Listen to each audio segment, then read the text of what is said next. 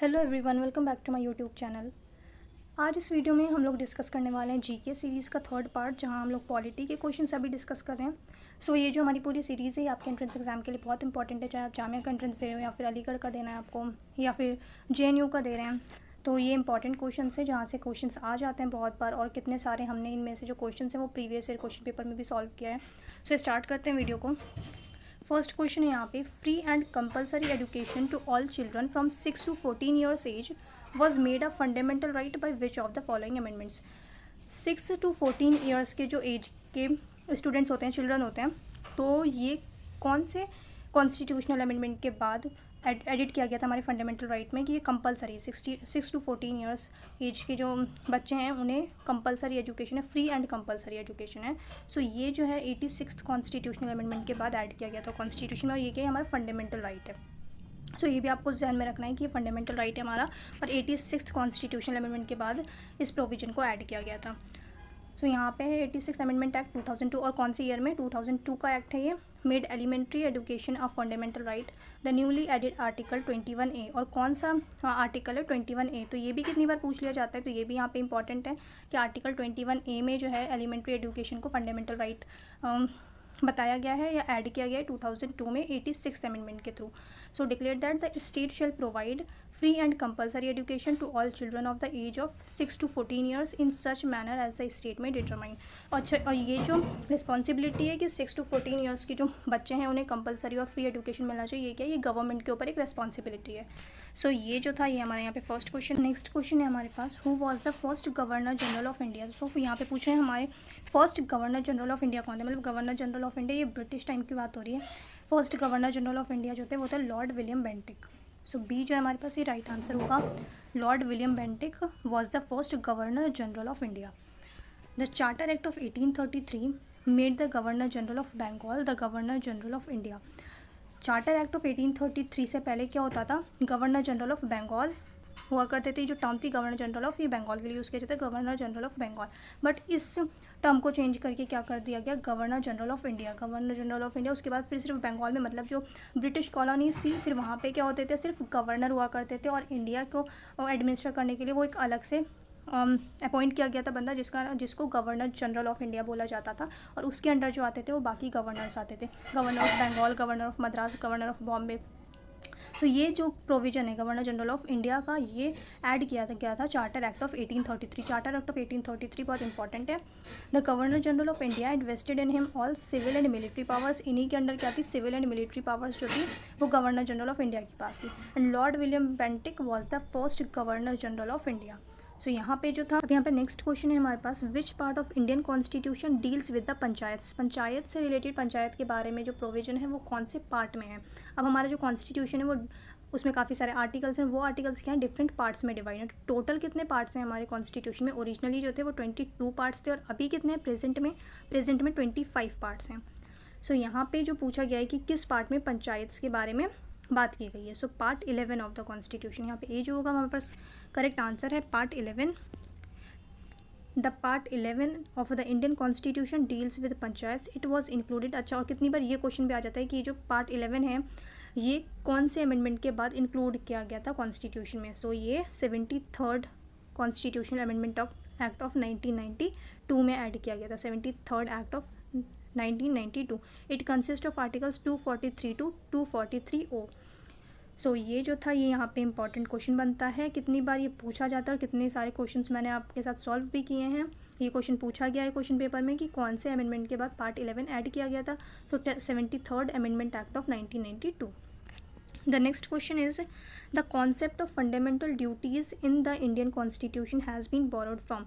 कौन सी कंट्री से यहाँ पे फंडामेंटल ड्यूटीज़ की बात हो रही है, राइट्स की बात नहीं हो रही यहाँ पे राइट्स की बात नहीं हो रही है, यहाँ पे बात की जा रही है फंडामेंटल ड्यूटीज़ की। यहाँ पे पूछ रहे हैं कि जो फंडामेंटल ड्यूटीज़ का कॉन्सेप्ट है हमारे कॉन्स्टिट्यूशन में, यानी कि इंडियन कॉन्स्टिट्यूशन में, वो कहाँ से बोरो किया गया है, वो किस कंट्री से बोरो किया गया है।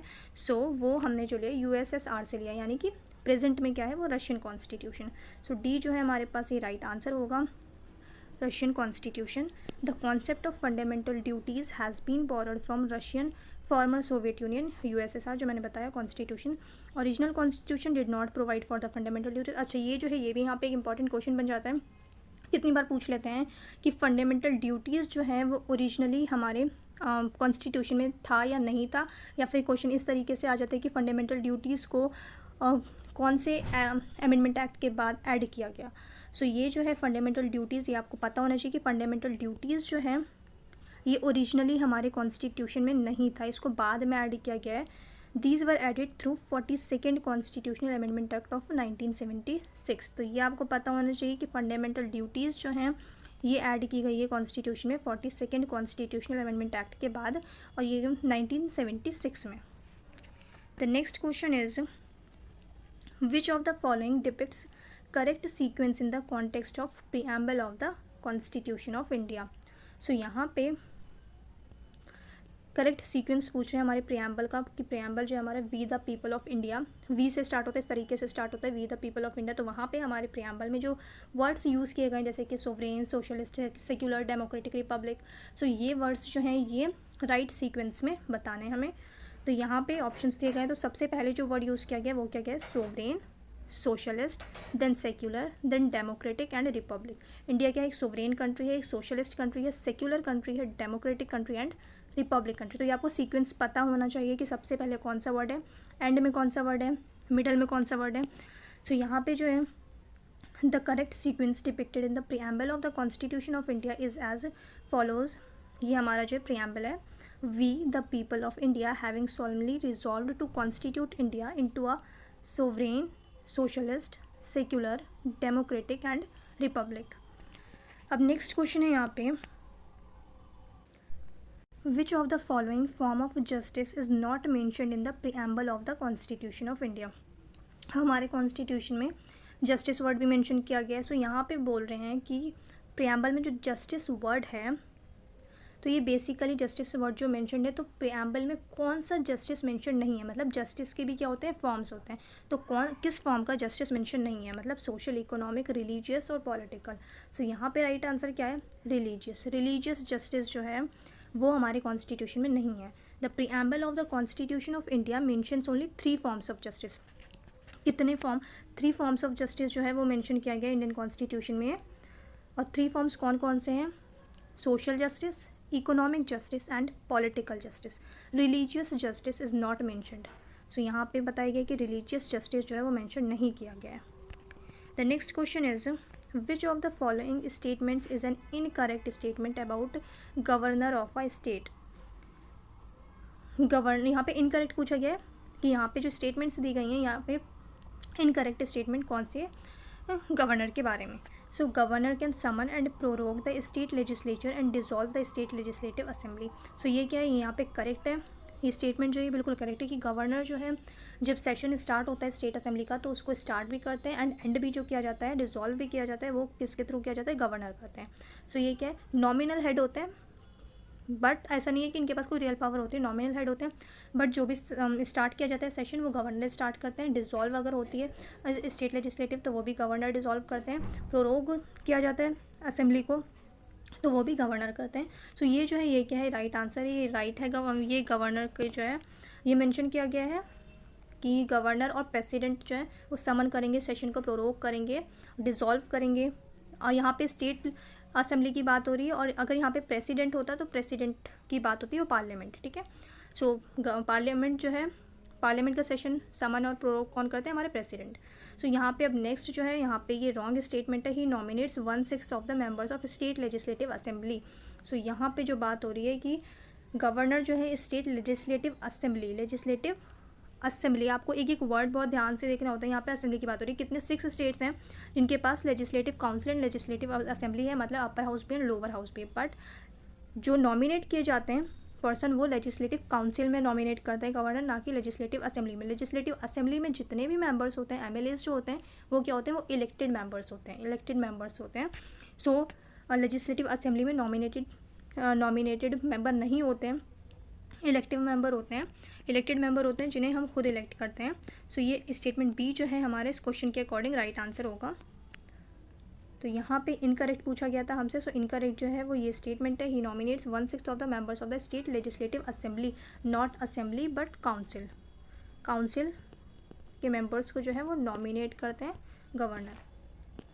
देन अच्छा यहाँ पे हम देख लेते हैं कि करेक्ट स्टेटमेंट जो है गवर्नर के बारे में वो और क्या है। He is responsible to set up state finance commission. Yes, governor जो है स्टेट फाइनेंस कमीशन सेटअप करते हैं and present the report of commission in the state legislature. और जो फाइनेंस कमीशन की जो रिपोर्ट होती है वो भी लेजिस्लेचर में, स्टेट लेजिस्लेचर में क्या करते हैं, प्रेजेंट करते हैं। डिस्ट्रिक्ट जजेस आर अपॉइंटेड बाय गवर्नर। कितनी बार ये पूछ लिया जाता है कि जजेस जो हैं डिस्ट्रिक्ट जजेस वो उससे कौन अपॉइंट करता है। सो कौन अपॉइंट करता है, गवर्नर। डिस्ट्रिक्ट जजेस को गवर्नर अपॉइंट करते हैं, ये आपको पता होना चाहिए। और हाई कोर्ट्स, किसी भी स्टेट का हाई कोर्ट हो और जो चीफ जस्टिस ऑफ इंडिया को अपॉइंट करते हैं वो कौन करते हैं, प्रेसिडेंट। सो ये आपको पता होना चाहिए, president. Second statement is incorrect because the governor nominates 1/6 of the members of the state legislative council. ये मैंने आपको ऊपर ही बताया, तो यहाँ पे भी मेंशन है state legislative council. The next question is which committee was formed for the determination of boundary of India and Pakistan. कौन सी कमेटी बनाई गई थी इंडिया पाकिस्तान की बाउंड्री को डिटरमाइन करने के लिए। So B is the right answer, Radcliffe committee. The boundaries between the two dominions मतलब India and Pakistan were determined by a boundary commission headed by Radcliffe. Radcliffe क्यों नाम रखा गया रेडिक्लिफ कमेटी, क्योंकि जो उसके जो हेड थे, चेयरमैन जो थे कमीशन के, उनका नाम था Radcliffe. Pakistan included the provinces of the west Punjab, Sindh, Balochistan, east Bengal. East Bengal मतलब ईस्ट बंगाल प्रेजेंट बांग्लादेश। जो प्रेजेंट बांग्लादेश है वो पहले ईस्ट पाकिस्तान हुआ करता था। North western frontier province and the district of Sylhet in Assam. So ये जो है यहाँ पे कुछ इन्फॉर्मेशन मेंशन किया गया था। अब नेक्स्ट क्वेश्चन जो है which schedule of Indian constitution mentions about the division of power between the union and the states. कौन सा शेड्यूल जो है वो स्टेट की जो पावर्स हैं और जो सेंटर की पावर्स हैं उसको डिफाइन करता है या उसको मेंशन किया गया है कॉन्स्टिट्यूशन में। सो कॉन्स्टिट्यूशन में 7th शेड्यूल के अंडर स्टेट के पावर्स एंड यूनियन की पावर यानी कि सेंटर की पावर मेंशन की गई है 7th शेड्यूल में। सो 7th schedule is the right answer. So state list, concurrent list, union list. Union list में जो चीज़ें सेंट्रल गवर्नमेंट के हाथों में होती है, जैसे फॉरेन अफेयर्स हो गया, इकोनॉमी से रिलेटेड चीज़ें हो गई, करेंसी से रिलेटेड चीज़ें हो गई, तो इन सब पे कौन लॉज बना सकती है, सिर्फ और सिर्फ यूनियन गवर्नमेंट या पार्लियामेंट। देन स्टेट लेजिस्लेचर के अंदर आ गया marriage, divorce, law and order, तो इन सब चीज़ों के एजुकेशन, तो ये सारी चीज़ें स्टेट लिस्ट में आ गई। और कॉन्करेंट लिस्ट में जिस पे स्टेट भी लॉज बना सकती है एंड सेंटर भी लॉज बना सकती है, मतलब पार्लियामेंट जो है या यूनियन गवर्नमेंट जो है वो स्टेट के लिए भी लॉ बना सकती है। जो कॉन्करेंट लिस्ट में, कॉन्करेंट लिस्ट में जैसे कि एजुकेशन है, हेल्थ हो गया, तो ये सारी चीज़ें क्या है, इन टॉपिक्स पे यूनियन गवर्नमेंट भी और स्टेट गवर्नमेंट भी लॉ बना सकते हैं। पर अगर एट द एंड दोनों स्टेट के बीच में और सेंटर के बीच में अगर कॉन्फ्लिक्ट हो गया लॉज को लेके, तो किसकी बात मानी जाएगी, यूनियन गवर्नमेंट की। सो यूनियन गवर्नमेंट का जो डिसीजन होगा उसको ही फाइनल डिसीजन माना जाएगा। The seventh schedule divides the powers between the union and the states in the form of 3 lists: union list, state list and concurrent list. The union list contains 100 subjects, इसमें 100 subjects हैं, state list में 61 subjects हैं and concurrent list contains 52 subjects. The next question is the units of a federation are known by various names in different countries. Which of the following are correctly matched? यहाँ पे पूछा गया है कि जो units हैं मतलब फेडरेशन के, जैसे कि अब इंडिया है तो इंडिया डिफरेंट पार्ट्स में डिवाइड है जिसे स्टेट्स बोला जाता है। सो स्टेट्स को यहाँ पे बेसिकली क्वेश्चन पूछ रहा है कि दूसरी कंट्रीज़ में, मतलब फॉरेन कंट्रीज़ में, यूएस, जर्मनी, चाइना, तो यहाँ स्टेट्स को और किन किन नामों से जाना जाता है या क्या कहा जाता है। सो यूएस में स्टेट्स, तो यहाँ पे हमें करेक्टली मैच करना, जो करेक्टली मैच है cantons Canada, republics Russia, then provinces Switzerland. So यहाँ पे जो है यहाँ पे करेक्ट पूछा गया था, तो जो राइट आंसर है हमारे पास सिर्फ और सिर्फ ओनली 1 और 3, जो बी है हमारे पास ये राइट आंसर है। सो यहाँ देख लेते हैं। A federation is defined as a new state or a political system which is formed through a treaty or an agreement between the various units.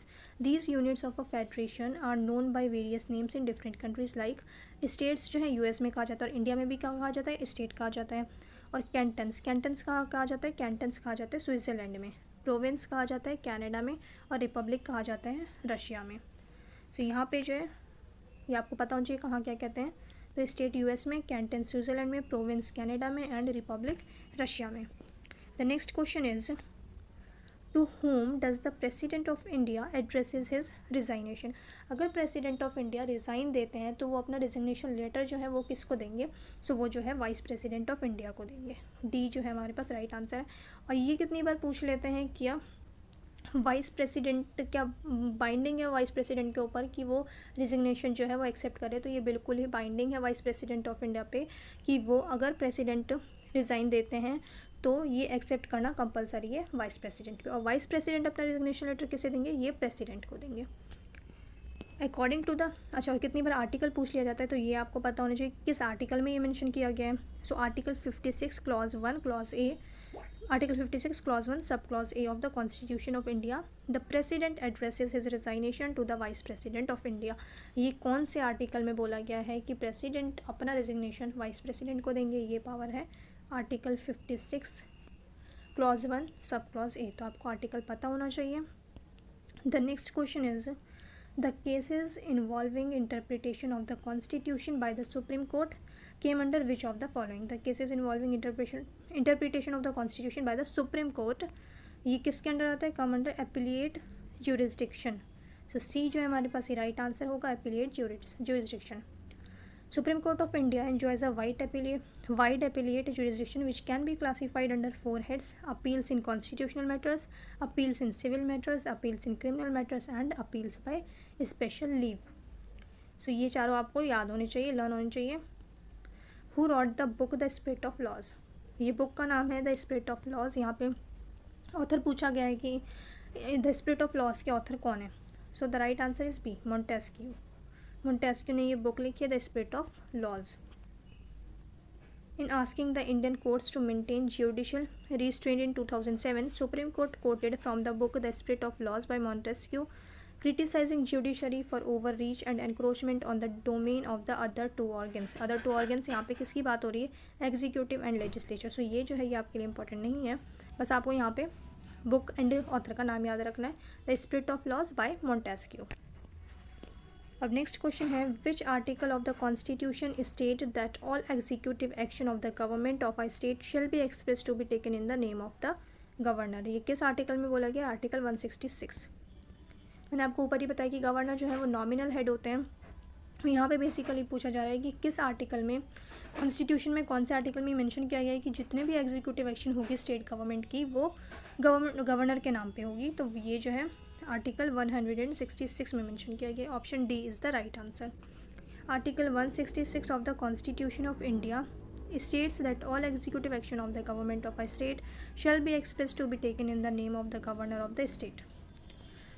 ये लास्ट क्वेश्चन है इस वीडियो का, which of the following exercises are casting vote in the case of an equality of votes in the state legislature. State legislature में अगर किसी topic पे किसी issue पे वोटिंग हो रही है तो जब दोनों ही पार्ट्स में, ओपोजिशन में एंड रूलिंग पार्टी में, जब वोट्स बिल्कुल इक्वल होंगे, टाई हो जाएगा, तो उस वक्त कौन पर्सन है जो अपना वोट दे करके किसी एक के फेवर में वोट दे सकता है? सो ये पावर जो है स्पीकर के पास होती है। सो बी जो है हमारे पास राइट आंसर है, speaker. The presiding officer that is speaker. Presiding officer कौन? स्पीकर को कहते हैं presiding officer in the case of assembly and chairman in the case of council does not vote in the first instance but exercises are casting vote in the case of an equality of votes, जो हमने अभी ऊपर पढ़ा। सो channel को आप लोगों ने अब तक सब्सक्राइब नहीं किया है तो चैनल को सब्सक्राइब कर दें, वीडियो अच्छी लगे तो वीडियो को लाइक कर दें। और एक चीज़ ये कि कम्युनिटी में मैं आजकल बहुत इंपॉर्टेंट क्वेश्चंस डाल रही हूँ, सब्स्टिट्यूशंस जो एग्ज़ाम में पूछे जाते हैं, तो आप लोग वहाँ से पढ़ सकते हैं और अगर कोई प्रॉब्लम हो तो आप कमेंट में पूछ सकते हैं। चैनल को सब्सक्राइब नहीं किया तो चैनल को सब्सक्राइब कर दें, वीडियो को लाइक कर दें। मिलते हैं नेक्स्ट वीडियो में।